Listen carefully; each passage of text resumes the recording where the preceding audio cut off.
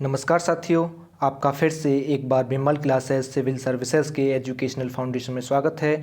तो आइए दोस्तों, आज के इस वीडियो लेक्चर में हम बात करेंगे क्लास 6 इतिहास एनसीईआरटी के अध्याय 2 के बारे में, जिसमें कि आज हम पढ़ने वाले हैं दूसरे अध्याय के एमसीक्यूज़ के बारे में, जिसका नाम है आरंभिक मानव की खोज में। इससे पहले पहला चैप्टर हम अपलोड कर चुके हैं, वो नहीं देखा है तो उसको जाकर के देख लीजिए।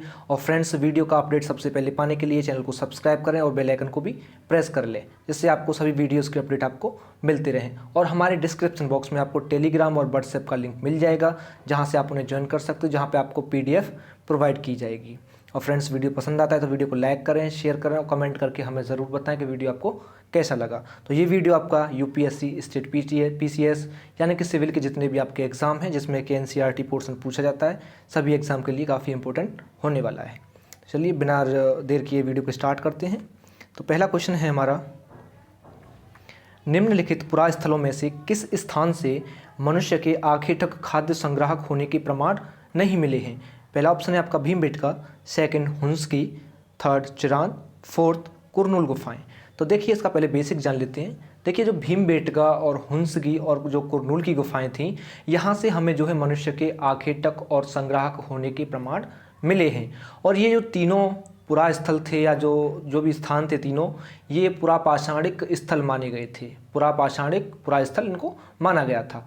और ध्यान रखेंगे कि भीमबेटका जो था वो नर्मदा नदी के किनारे पर स्थित था, और जो हुंसकी और कुरनूल की जो गुफाएं थी वो तुंगभद्रा नदी के किनारे पर स्थित थी। तो हमें अब पता चला कि भीमबेटका, हुंसकी और कुरनूल की गुफा से जो है हमें आखिर तक खाद्य संग्राहक होने के प्रमाण प्राप्त हुए हैं। तो इसका जो राइट आंसर होगा ऑप्शन सी होगा। इसने पूछा है कि प्रमाण नहीं मिले हैं, तो चिरान से हमें कोई भी प्रमाण नहीं मिला है। अगला क्वेश्चन देखिए। अगला क्वेश्चन है हमारा, पुरापाषाण कालीन पाषाण औजारों के निर्माण के संदर्भ में निम्नलिखित कथनों पर विचार कीजिए। पहला कथन है इसमें, पत्थर के इन औजारों के बनाए जाने का स्थान उद्योग स्थल यानी कि फैक्ट्री साइट कहलाता है। दूसरा कथन है, पत्थर के इन औजारों के निर्माण में प्रयोग की जाने वाली तकनीक को दबाव सल्क तकनीक यानी कि प्रेशर फ्लेकिंग कहा जाता है। तो उपर्युक्त कथनों में से सही कथन या कथनों का चुनाव कीजिए। केवल एक, केवल दो, एक और दो दोनों, और चौथा है ना तो एक और ना ही दो। तो यहाँ पे फ्रेंड्स ध्यान रखेंगे कि जो हमारे ऊपर दोनों कथन दिए गए हैं बिल्कुल ठीक दिए, यानी कि दोनों कथन हमारे बिल्कुल राइट हैं। अब क्यों राइट है, तो देखिए कि पुरापाषाण काल में पत्थर के औजार बनाए जाने के स्थान को जो है उद्योग स्थल ही कहा करते थे। और कभी कभी लोग इन स्थलों पर अधिक दिनों तक रहा भी करते थे। और जो पाषाण उपकरण थे, उनके निर्माण के हेतु दो तकनीकी का प्रयोग किया गया। तो पहली तकनीकी में देखिए कि इसको जो है पत्थर से पत्थर टकराना यानी कि स्टोन ऑन स्टोन कहा जाता है। और इसमें एक पत्थर को हाथ में पकड़ करके दूसरे पत्थर से हथौड़ी की तरह चोट करके सल्क निकाला करते थे इसमें से, ठीक है। और दूसरा जो मैंने बताया, दूसरा वाला कथन, ये भी आपका ठीक है कि इसको दबाव सल्क तकनीक यानी कि प्रेशर फ्लेकिंग भी कहा जाता था। इसमें जो है क्रोड को, जो इसकी जो क्रोड होती है, ऊपर का जो हिस्सा होता है, उसको एक स्थिर सतह पर टिका देते थे। और इस क्रोड पर हथौड़ी जो क्रोड हुआ करती थी, उस पर हड्डी या पत्थर रख करके उस पर हथौड़ी नुमा एक पत्थर हुआ करता था, जिससे ये सल्क निकालते थे, ठीक है ना। तो इसके जो है आपका राइट आंसर होगा ऑप्शन सी होगा, यानी कि एक और दो दोनों। अगला क्वेश्चन है, निम्नलिखित पुरास्थलों में से कौन से नवपाषाणिक पुरास्थल हैं? पहला है आपका मेहरगढ़, दूसरा बुर्जहोम, तीसरा महागढ़ा, चौथा कोल्डिहवा, पांचवा दाऊजली हैंडिंग। तो नीचे दिए गए कूट का प्रयोग करके सही उत्तर चुनिए। पहला है इसमें केवल एक और दो, दूसरा केवल 4 और 5, तीसरा 3, 4 और 5, और चौथा है 1, 2, 3, 4 और 5। तो ध्यान रखेंगे इसके जो सभी स्थल हैं वो सभी नवपाषाणिक पुरास्थल हैं। इसका जो राइट आंसर होगा ऑप्शन फोर्थ होगा, यानी कि 1, 2, 3, 4, 5, यानी कि जो दिए गए हैं मेहरगढ़, बुर्जहोम, महागढ़ा, कोल्डिहवा, दाऊजली हैंडिंग, ये जो है आपके नवपाषाणिक पुरास्थल हैं। अगला क्वेश्चन देखिए, मानव सभ्यता के आरंभिक काल यानी कि प्रागैतिहासिक काल को सुविधा अनुसार 3 भागों में बांटा गया है। निम्नलिखित में से कौन सा उन तीनों में से नहीं आता है? तो पहला है पुरापाषाण काल, दूसरा है मध्यपाषाण काल, तीसरा है नवपाषाण काल, और चौथा है महापाषाण काल। तो देखिए फ्रेंड्स, मानव सभ्यता के जो आरंभिक काल थे, या अर्थात कह सकते हो कि प्रागैतिहासिक काल को जो है 3 भागों में बांटा गया था, पुरापाषाण काल, मध्य पाषाण काल और नवपाषाण काल में। तो मध्य पाषाण काल दक्षिण भारत में विशाल पाषाण खंडों की बनी समाधियों के लिए जाना जाता है या उससे संबंधित है। तो मानव इतिहास की लगभग 99% जो प्रागैतिहासिक काल में जो घटनाएं घटित हुई थी वो यहीं पे हुई थी। तो जो इसमें से नहीं है ऑप्शन, वो है आपका ऑप्शन डी, यानी कि महापाषाण काल इसमें नहीं आता है, तीनों में नहीं आता है। अगला क्वेश्चन है, निम्नलिखित में से कौन सा पुरास्थल प्रागैतिहासिक शैल चित्रकला के लिए जाना जाता है? शैल चित्रकला के लिए जाना जाता है।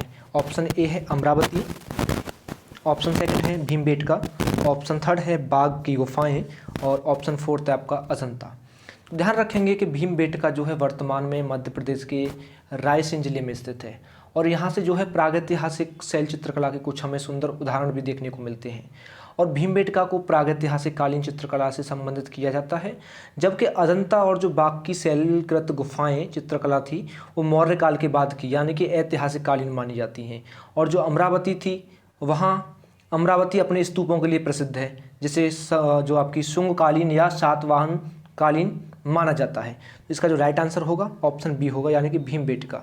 भीमबेटका जो है वर्तमान में आपका मध्य प्रदेश के रायसेन जिले में है और यहीं से हमें प्रागैतिहासिक काल यानी कि शैल चित्रकला के कुछ सुंदर उदाहरण देखने को मिले हैं। अगला क्वेश्चन है, सूची 1 को सूची 2 से सुमेलित कीजिए और सूचियों के नीचे दिए गए कूट का प्रयोग कर सही उत्तर चुनिए। तो यहाँ पे 2 सूची दी गई हैं, देखिए। तो पहले में पुरापाषाण काल जो कि दिखाया गया है यहाँ पे, शुरुआत 10,000 वर्ष पूर्व। दूसरा है मध्य पाषाण काल 20 लाख वर्ष पूर्व से 12,000 वर्ष पूर्व। तीसरा है महापाषाण काल 12,000 वर्ष से पूर्व 10,000 वर्ष पूर्व, ठीक है। और चौथा है उत्तर पाषाण काल और 2500 वर्ष से पूर्व से 1900 वर्ष पूर्व। यहाँ पे हमें कूट दिया गया है, देखिए। कूट की मदद से हमें इसको मैच करना है, ठीक है। तो देखिए, आपको बता दूं सबसे पहले कि पुरापाषाण जो काल था वो 20 लाख वर्ष पूर्व से 12,000 वर्ष पूर्व के दौरान माना जाता है। और ध्यान रखेंगे कि मध्य पाषाण काल का समय 12,000 वर्ष पूर्व से लेकर के 10,000 वर्ष पूर्व तक है। और उत्तर पाषाण या नवपाषाण काल की जो शुरुआत हुई थी वो लगभग 10,000 वर्ष पूर्व से मानी जाती है। और जो महापाषाण काल का संबंध है वो दक्षिण भारत के बड़े शिलाखंडों से बनी समाधियों से है और इसका जो काल है वो 500 ईसा पूर्व से 100 ईस्वी अर्थात कह सकते हो कि 2500 वर्ष पूर्व से 1900 वर्ष पूर्व तक माना जाता है। तो इसका जो राइट आंसर होगा ऑप्शन ए होगा, यानी कि 2 3 4 1 2 3 4 1। इसका जो मिलान होगा 2 3 4 और 1, इस तरीके से इसका मिलान होगा। तो इसका राइट आंसर क्या है? ऑप्शन ए इसका राइट आंसर है, ठीक है फ्रेंड्स। चलिए अगला क्वेश्चन देखते हैं। अगला क्वेश्चन है, निम्नलिखित पर विचार कीजिए। पुरापाषाण काल, मध्य पाषाण काल और नवपाषाण काल। तो इसने नीचे पूछा है कि उपयुक्त में से किस या किन काल के औजारों को माइक्रोलिथ अथवा लघु पाषाण कहते हैं? केवल 1, दूसरा ऑप्शन केवल 2, तीसरा है केवल 3 और चौथा है 1 2 3 सभी। तो देखिए, लगभग 12,000 पूर्व से लेकर के 10,000 पूर्व तक के काल को हम मध्य पाषाण काल कहते हैं। और इस काल के पाषाण औजार आमतौर पर बहुत छोटे हुआ करते थे, जिन्हें क्या कहते थे? माइक्रोलिथ यानी कि लघु पाषाण कहा करते थे इनको। और कह सकते हो कि इन औजारों से हड्डियों या लकड़ियों के मुट्ठे लगे हांसिए और आरी जैसे औजार भी हमें देखने को मिलते हैं। साथ साथ ही इसके पुरापाषाण युग वाले औजार भी इस दौरान बनाए जाते रहे थे। तो इसका जो राइट आंसर होगा ऑप्शन बी होगा, केवल 2, यानी कि मध्य पाषाण काल, ठीक है। अगला क्वेश्चन देखिए।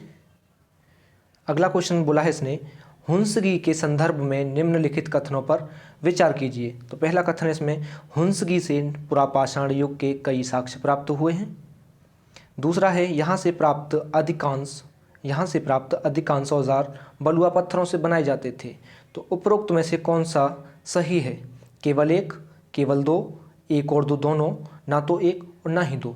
तो देखिए फ्रेंड्स, कथन 1 जो है हमारा बिल्कुल ठीक है कि हुंसगी से पुरापाषाण युग के कई साक्ष्य प्राप्त हुए हैं, जो मैं पहले अभी आपको बता चुका था। तो ध्यान रखेंगे, जो हुंसगी है वो कर्नाटक में स्थित पुरापाषाण कालीन स्थल है और यहाँ से प्राप्त कुछ पुरास्थलों से अलग अलग कार्यों में प्रयोग किए जाने वाले कई औजार भी मिले हैं। दूसरा वाला कथन क्यों गलत है हमारा? देखिए, हुंसगी में अधिकांश जो औजार थे वो चूना पत्थरों से बनाए जाते थे, ना कि बलुआ पत्थरों से। तो इसलिए आपका दूसरा कथन बिल्कुल गलत है। ठीक है फ्रेंड्स, इसका जो राइट आंसर होगा ऑप्शन ए होगा। ठीक है फ्रेंड्स, ऑप्शन ए इसका राइट आंसर है, केवल एक। आइए अगला क्वेश्चन देखते हैं। अगला क्वेश्चन है हमारा, भारत में शुतुरमुर्ग के साक्ष्यों के संदर्भ में निम्नलिखित कथनों पर विचार कीजिए। तो भारत में, पहला कथन इसने दिया है, भारत में शुतुरमुर्ग के होने के प्राचीनतम प्रमाण नवपाषाण युग से प्राप्त हुए हैं। दूसरा है, आंध्र प्रदेश के पटने नामक पुरास्थल से शुतुरमुर्ग के अंडों के अवशेष मिले हैं। तीसरा है, प्रागैतिहासिक काल में शुतुरमुर्ग के अंडों के छिलकों पर चित्रांकन और इनसे मनके बनाए जाने के प्रमाण मिले हैं। तो इसने कहा है कि उपर्युक्त कथनों में से कौन सा सही है, उपर्युक्त कथनों में से कौन सा सही है। तो पहला ऑप्शन है केवल एक, दूसरा है केवल एक और दो, तीसरा है केवल तीन और चौथा है एक, दो और तीन, यानी कि सभी। तो ध्यान रखेंगे फ्रेंड्स, भारत में शुतुरमुर्ग होने के जो प्राचीनतम प्रमाण हैं तो वो पुरापाषाण काल से प्राप्त हुए हैं। किससे? पुरापाषाण काल से। और ये अवशेष जो थे वो पटने नामक पुरास्थल, जो कि वहाँ आपका महाराष्ट्र में स्थित है, वहाँ से मिले हैं। आप कह सकते हो कि आपका जो कथन पहला और दूसरा है बिल्कुल गलत है। पहला और दूसरा कथन तो आपका बिल्कुल गलत हो ही गया, क्योंकि इसने बोला है पहले कथन में कि भारत में शुतुरमुर्ग के होने के प्राचीनतम प्रमाण नवपाषाण युग से प्राप्त हुए हैं। तो नवपाषाण से नहीं बल्कि पुरापाषाण काल से प्राप्त हुए हैं। और दूसरा, आंध्र प्रदेश के नहीं बल्कि महाराष्ट्र। ठीक है, तो ये आपके कथन दोनों बिल्कुल गलत हैं। ठीक है फ्रेंड्स, ये दोनों कथन आपके बिल्कुल गलत हैं। तीसरा सही है आपका। तीसरा सही क्यों है? क्योंकि इनके जो अंडे के छिलकों पर चित्रांकन और इनसे जो मनके बनाने के प्रमाण भी हमें मिले थे। और ध्यान रखेंगे कि हाल ही में 25,000 वर्ष पुराने शुतुरमुर्ग के अंडों के सेल जो हैं राजस्थान की बूंदी से हमें प्राप्त भी हुए हैं। तो इसका जो राइट आंसर होगा ऑप्शन सी होगा, यानी कि केवल 3। आइए अगला क्वेश्चन देखिए। अगला क्वेश्चन है, निम्नलिखित में से राख के साक्ष्य किस पुरापाषाणिक स्थल से मिले हैं? भीमबेटका की गुफाएं, दूसरा कुरनूल की गुफाएं, तीसरा कोल्डिहवा, चौथा हुंसगी। तो ध्यान रखेंगे कुरनूल गुफा से हमें राख के अवशेष मिले हैं और इससे स्पष्ट भी होता है कि पुरापाषाणिक आरंभिक लोग आग से परिचित थे। तो इसका जो राइट आंसर होगा ऑप्शन बी होगा, कुरनूल गुफाएं। आइए अगला क्वेश्चन देखते हैं। अगला क्वेश्चन है, मध्यपाषाण युग में जलवायु परिवर्तन से आए नए बदलावों के संदर्भ में निम्नलिखित कथनों पर विचार कीजिए। पहला है, बदलावों से तापमान में वृद्धि हुई और घास के मैदान विकसित होने लगे। दूसरा है, इसी काल में मछली भोजन का महत्वपूर्ण स्रोत बनी। तीसरा है, गेहूं, जौ और धान जैसे अनाज प्राकृतिक रूप से उगने लगे थे। तो उपर्युक्त कथनों में से कौन से कथन सत्य हैं? तो पहला ऑप्शन है केवल एक, दूसरा है केवल दो, तीसरा है केवल दो और तीन, चौथा है एक, दो, तीन, यानी कि सभी। तो ध्यान रखेंगे लगभग 12,000 वर्ष पूर्व जो आए पर्यावरणीय बदलाव के काल को मध्यपाषाण युग अथवा मेसोलिथ कहते हैं। और इस युग में जो है ध्यान रखना, जलवायु में आए बदलाव से जो तापमान वृद्धि हुई उससे घास वाले मैदान बनने लगे थे। और घास क्षेत्र जब घास क्षेत्र बढ़ने लगे तो घास खाने वाले जीव भी बढ़ने लग गए। और जो मछली थी वो इसी काल में भोजन की महत्वपूर्ण स्रोत बनी थी। और गेहूं, जौ और धान प्राकृतिक रूप से उगने लगे थे। अतः आप कह सकते हो कि लोगों ने इन्हें इकट्ठा किया और समय के साथ इन्हें खुद उपजाना भी सीख लिया था। इकट्ठा करके खुद वो उपजाने लग गए थे। तो इसका जो राइट आंसर होगा ऑप्शन फोर्थ होगा, 1, 2, 3, यानी कि तीनों कथन बिल्कुल सही हैं। तो फ्रेंड्स, आज के ये अध्याय 2 के कुछ मोस्ट इंपॉर्टेंट क्वेश्चन थे। आई होप आपको वीडियो पसंद आई होगी। तो वीडियो पसंद आई तो वीडियो को लाइक करें, शेयर करें और हमें कमेंट करके ज़रूर बताएं कि वीडियो आपको कैसा लगा। और फ्रेंड्स, चैनल पर नए हैं तो चैनल को सब्सक्राइब करें और बेल आइकन को भी प्रेस करके नोटिफिकेशन ऑन कर लें, जिससे आने वाली सभी वीडियोज़ के अपडेट आपको मिलते रहें। चलिए फ्रेंड्स, मिलते हैं अगली वीडियो में नए कंटेंट के साथ। धन्यवाद।